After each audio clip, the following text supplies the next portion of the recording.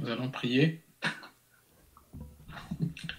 Père Céleste, dans le nom précieux du Seigneur Jésus-Christ, ton Fils, nous te remercions pour cette journée que tu nous donnes pour partager le message de l'Évangile.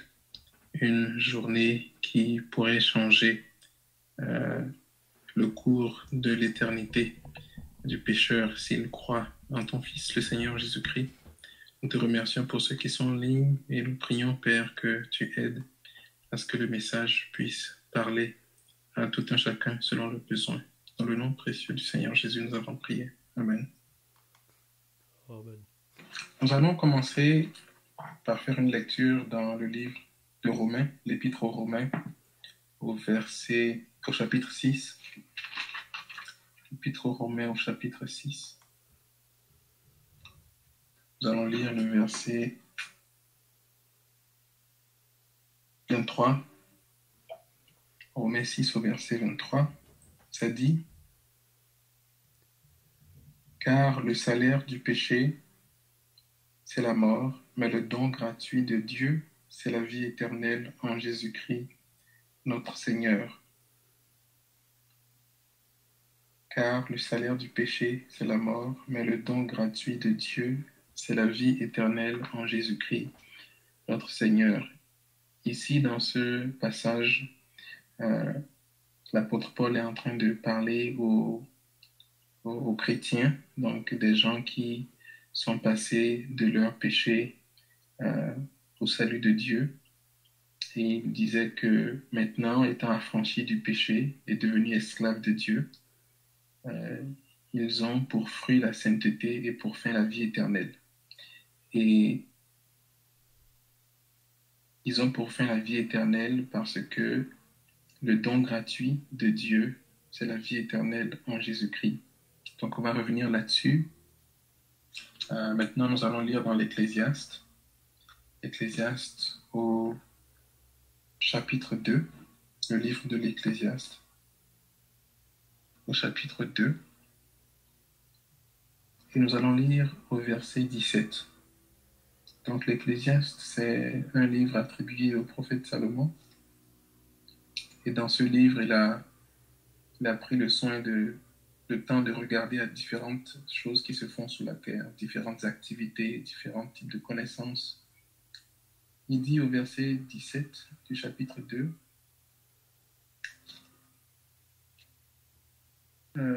et j'ai haï la vie, car ce qui se fait sous le soleil m'a déplu, car tout est vanité et poursuite du vent. J'ai haï tout le travail que j'ai fait sous le soleil et dont je dois laisser la jouissance à l'homme qui me succédera. Et qui sait s'il sera sage ou insensé. Pour le moment, c'est ce que nous allons lire. Nous allons parler ce soir de deux choses essentiellement que les êtres humains font sur la terre durant leur vivant. Durant le vivant de chacun des hommes, il y a des activités que nous faisons quand nous sommes dans notre enfance. Nous nous éduquons ou nous allons à l'école, nous pouvons apprendre un métier. Et quand nous sommes un peu plus âgés, nous pouvons travailler pour gagner de l'argent. Nous pouvons nous faire des amis. Nous pouvons aider des gens qui sont dans le besoin. Nous pouvons, pour ceux qui travaillent dans la science, ils peuvent créer des médicaments, ils peuvent créer des choses qui vont aider les êtres humains.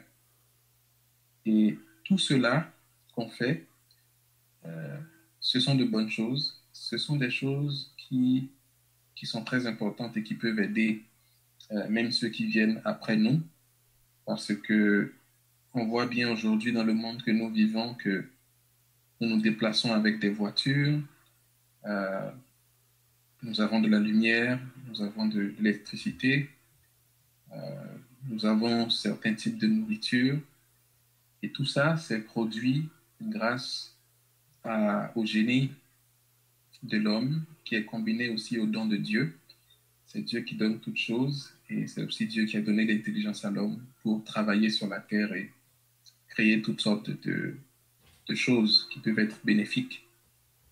Donc, c'est possible, l'homme peut créer beaucoup de choses, que ce soit des relations, l'amitié, il peut créer de l'argent, il peut créer des produits. Et l'homme crée aussi ou produit aussi durant son parcours sur la terre, il crée aussi euh, des œuvres qui sont dans le péché. Et au verset 22 de Romains 6, l'apôtre Paul parle vraiment à des êtres, à des gens qui, à un moment donné, ont réalisé qu'ils ont offensé Dieu par les œuvres ou par les actes qu'ils ont commis. Et ces hommes-là ont souhaité rentrer en paix avec Dieu et ils ont accepté que Jésus-Christ, le sacrifice que Jésus-Christ a opéré à la croix, était la seule chose que Dieu acceptait pour le pardon. Donc, ces gens-là se sont remis dans le sacrifice du Seigneur et c'est en ce sens qu'ils ont été sauvés. Et c'est à certains d'entre eux ici que l'apôtre Paul écrivait. Et il disait, étant affranchi du péché, maintenant étant affranchi du péché et devenu esclave de Dieu, vous avez pour fruit la sainteté et pour fin la vie éternelle. Donc on voit dans ce verset qu'il y a deux choses. Nous avons le fruit et nous avons la fin. Et donc, pendant que nous sommes sur cette terre, nous produisons du fruit de toute espèce et nous avons aussi une fin. Nous allons considérer donc la fin des hommes en général. Donc, que ce soit des bonnes actions. Vous avez aidé le voisin, nous avons aidé le voisin, nous avons aidé nos enfants à grandir, à aller à l'école, à être éduqués. Quelles que soient toutes ces bonnes choses-là que nous faisons, quelle est la fin vraiment de chacun d'entre nous? Quelle est la fin de chacun des hommes? Bon, il y a des gens qui font d'autres choses qui ne sont pas aussi bien. Peut-être qu'ils ont volé sur un étalage, ou peut-être qu'ils ils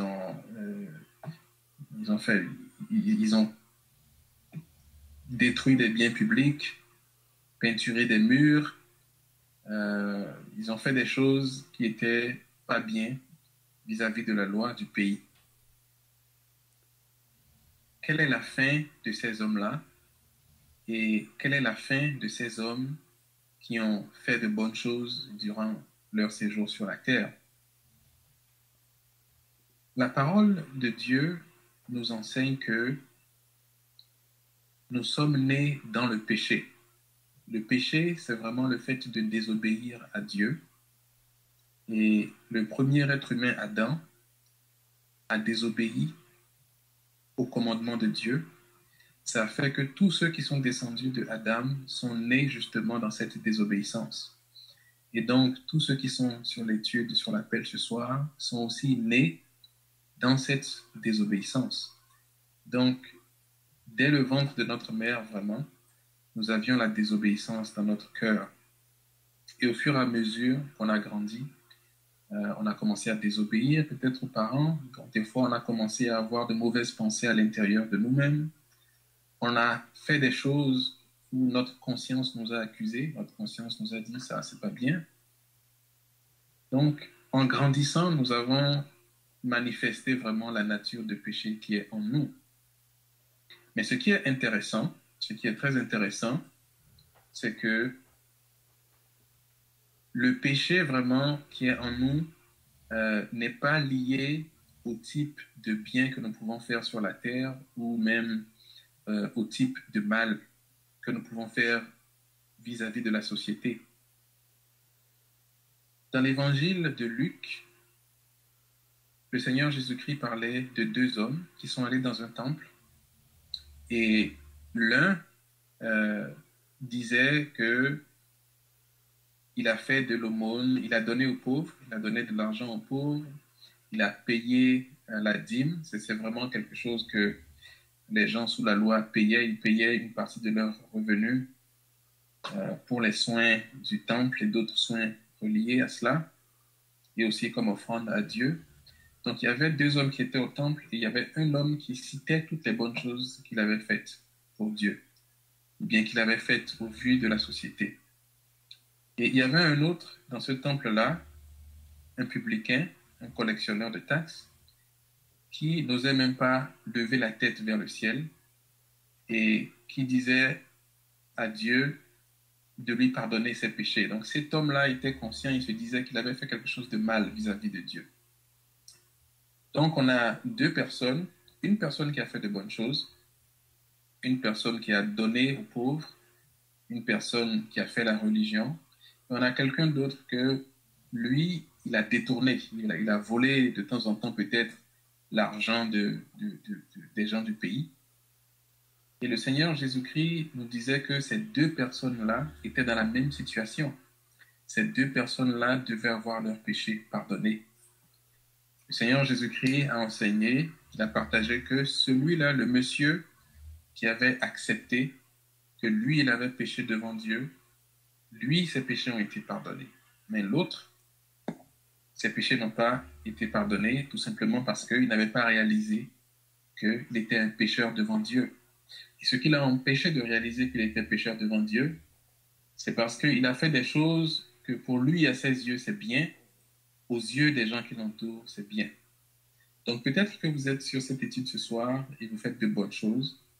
Peut-être que vous élevez des enfants, peut-être que vous donnez aux pauvres, peut-être que vous allez à l'église le dimanche, voilà, peut-être que vous observez la loi, vous payez les taxes, vous faites beaucoup de bonnes choses. Mais ça ne veut pas dire que vous n'êtes pas un pécheur devant Dieu. Parce que désobéir à Dieu une seule fois, avoir une mauvaise pensée à propos de quelqu'un d'autre une seule fois, avoir de la haine pour quelqu'un d'autre une seule fois, même dans notre cœur, sans que personne ne sache, sans que personne ne voie, même avoir une mauvaise pensée dans notre cœur juste une seule fois dans notre vie, ça nous montre tout simplement que nous sommes pécheurs. C'est ce que nous sommes. Et si nous sommes pécheurs, Dieu dit que le pécheur n'a pas de place dans sa présence. C'est-à-dire, à la fin de la vie, le pécheur sera condamné pour ses œuvres. C'est ce qu'on lit dans le livre de l'Apocalypse. Il y a des livres qui mentionnent tout ce qu'on a fait, et ceux qui meurent dans leur péché, ils seront jugés pour chaque mauvaise chose que Dieu a inscrit à leur compte, les actes qu'ils ont posés. Fait que je peux être un pécheur et être un très bon enseignant à l'école. Je peux être un pécheur et être une très bonne gardienne, garder les enfants des autres. Je peux être un pécheur et être un très bon docteur, je guéris les gens. Je peux être un pécheur et être un très bon banquier. Le fait que j'ai un bon travail, le fait que je reçoive des augmentations, le fait que dans mon village, les gens me respectent beaucoup, le fait que dans mon activité professionnelle, les gens me prennent pour quelqu'un de très intelligent, ça ne signifie pas que devant Dieu, je ne suis pas un pécheur. Et le fruit, justement, de nos activités, ça peut être, on peut avoir de bons fruits, on peut avoir créé quelque chose qui aide les gens, mais ça, c'est pour la terre. Mais devant Dieu, tant qu'un homme est dans ses péchés, vraiment, il n'y a rien de bon que Dieu peut retirer de cet homme sur la terre. Donc, tout ce qu'un homme fait de bien, tant que cet homme a ses mains qui sont souillées de péché, il n'y a rien de bon que Dieu puisse en retirer. Fait que le fruit, si on lit, vous n'êtes pas obligé de tourner là, mais je vais juste tourner dans le livre de Isaïe, au chapitre Isaïe, au chapitre 62. Ça va voir. Je vais lire ça très rapidement. Chapitre 64, je pense. Ça dit, nous sommes tous comme des impurs, et toute notre justice est comme un vêtement souillé. Nous sommes tous flétris comme une feuille, et nos crimes nous emportent comme le vent. Donc, pour quelqu'un vraiment qui est toujours dans ses péchés, quel que soit ce que la personne fait, le fruit peut être bon pour les autres personnes de la terre, mais pour Dieu, c'est souillé.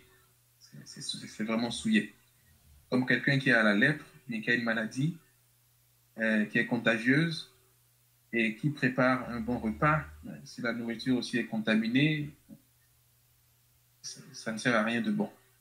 Donc, celui qui est encore dans ses péchés, le fruit qu'il est en train de produire, c'est vraiment un fruit qui est souillé, un fruit qui est sale aux yeux de Dieu.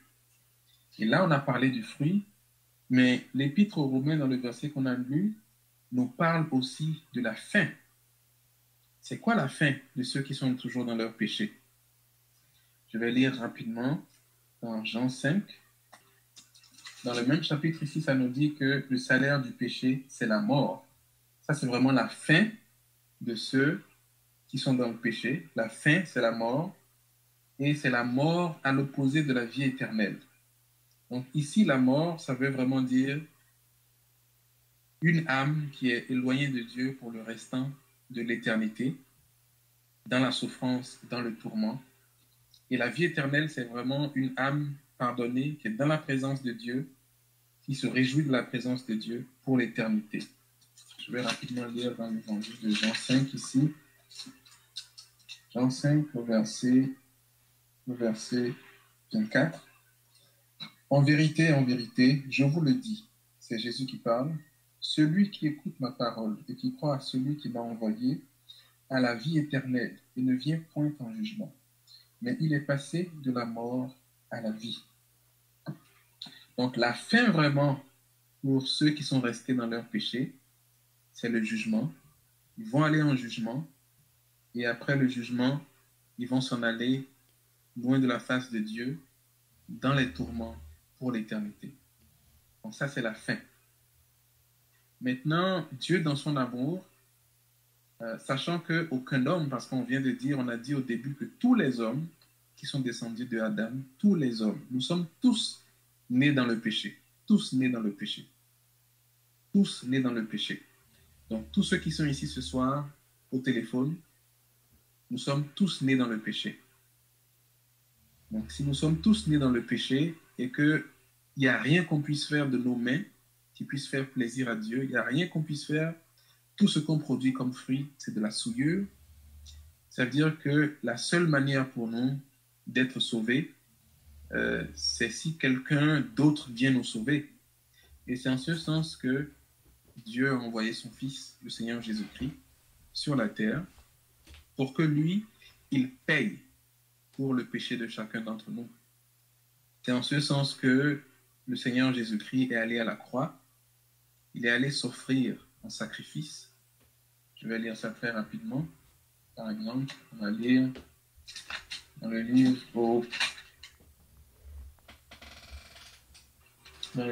aux Hébreux, ça dit qu'il a fait la purification des péchés. Il s'est assis à la droite de la majesté divine dans les cieux. Donc, la seule personne qui a fait la purification des péchés, c'est le Seigneur Jésus-Christ. Nous lisons dans le livre des Actes, nous allons lire au livre des Actes, Actes chapitre 4, verset 12, l'apôtre Pierre qui parlait.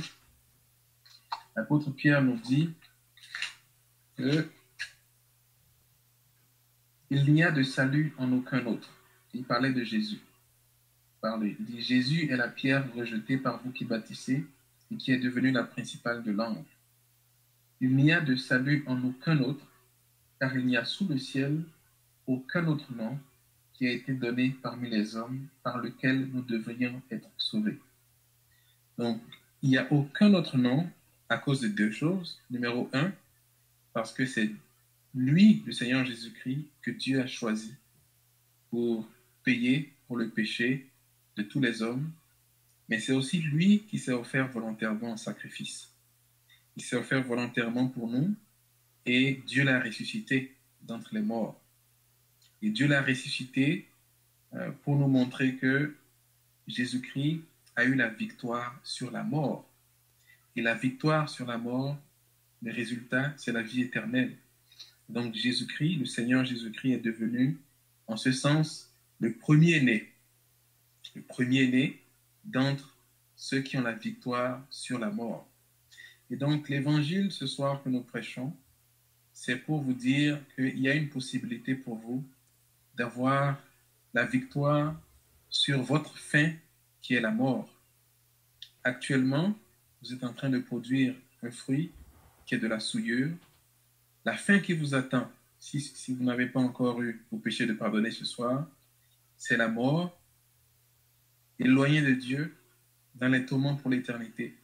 Mais vous pouvez avoir une victoire aujourd'hui même, en écoutant ce message, en reconnaissant que vous êtes pécheur, tout comme ceux-là qui sont en prison, ici au Canada, tout comme ceux qui sont en prison partout dans le monde, tout comme ceux que la société considère comme des voyous, tout comme ceux que la société considère comme des criminels. Vous aussi, vous êtes pécheurs, vous avez des péchés et vous avez besoin de vous retourner vers le sacrifice du Seigneur Jésus-Christ afin d'avoir pour fin la vie éternelle. C'est ce que nous avons lu dans Romains. Et si vous êtes sauvés, vous allez avoir pour fruit la sainteté, comme c'est écrit, et pour fin la vie éternelle. Donc vous avez cette occasion ce soir de vous retourner vers le Seigneur Jésus-Christ, d'arrêter de regarder à tout ce que vous avez fait de bien, mais de regarder plutôt au péché qui est à l'intérieur de vous, d'accepter que le Seigneur Jésus-Christ est le seul que Dieu a choisi pour payer pour vous. Et Jésus a payé à la croix déjà, et aujourd'hui, vous pouvez tout simplement accepter que c'est pour vous que Jésus-Christ a payé ce prix, pour vos péchés que Jésus-Christ a payé ce prix, et vous aurez l'assurance de commencer à porter du bon fruit pour Dieu. Donc, que vous ayez 10 ans, que vous ayez 14 ans, que vous ayez 30 ans, 60 ans, 80 ans, 120 ans, tant que vous êtes encore en vie aujourd'hui, si vous êtes encore dans vos péchés, vous pouvez vous retourner vers le Seigneur Jésus-Christ pour avoir la vie éternelle et pour commencer à porter du bon fruit pour Dieu.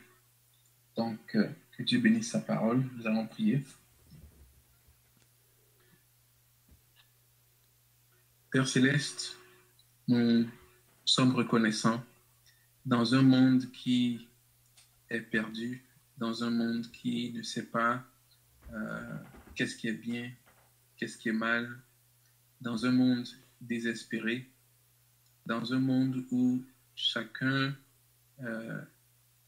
se glorifie lui-même, dans un monde où chacun se détourne de Dieu. Nous te remercions que tu nous as laissé ta parole. Nous te remercions pour les prophètes que tu avais envoyés. Nous te remercions pour le Seigneur Jésus-Christ aussi que tu as envoyé, non seulement pour nous rappeler ce qui avait été dit, mais aussi pour accomplir le sacrifice qui allait servir de salut, qui allait servir vraiment d'une porte de sortie pour échapper à ce monde mauvais. Et Père Céleste, nous te remercions pour les gens qui sont en ligne ce soir, pour ceux qui ont déjà été sauvés. Et nous savons que ce n'est pas notre propre mérite, c'est tout simplement que nous avons entendu un message un jour, nous avons regardé à l'intérieur de nous, par ta grâce, nous avons vu qu'il y avait effectivement du péché à l'intérieur de nous, et par ta grâce aussi, nous avons accepté que Jésus-Christ a pris le châtiment à notre place et que tu as accepté ce prix. Donc nous prions pour ceux qui sont sur la ligne ce soir, qui ne sont pas encore sauvés, que tu les aides par ta grâce à prendre au sérieux le péché qui est à l'intérieur d'eux et à prendre au sérieux le fait que demain, nous ne sommes pas sûrs si nous serons ici. Demain pourrait être trop tard. Nous prions que tu les aides à chaque jour prendre au sérieux l'offre gratuite du salut afin d'avoir pour fruit la sainteté et pour fin la vie éternelle. Dans le nom précieux du Seigneur Jésus-Christ, nous allons prier. Amen. Amen.